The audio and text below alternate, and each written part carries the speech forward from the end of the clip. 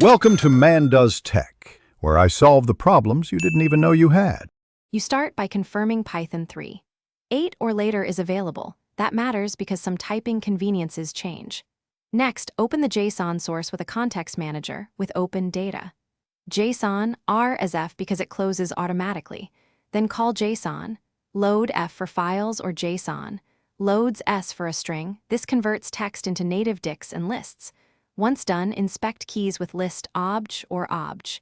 Get key to avoid exceptions. This is safer than direct indexing. Now you validate and transform. Wrap load and try /accept and catch JSON.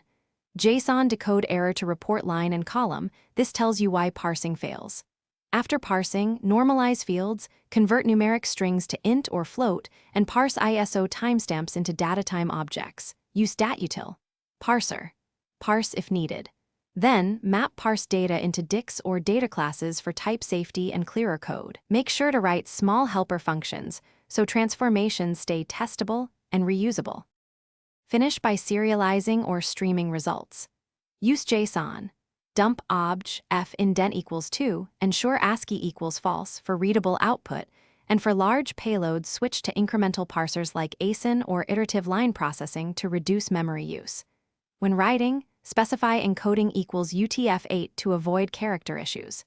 If something breaks, first rerun with a small sample and print repr, source, to reveal hidden characters. That single troubleshooting tip catches most encoding and trailing comments. Thanks for watching. If you found this helpful, don't forget to like and subscribe.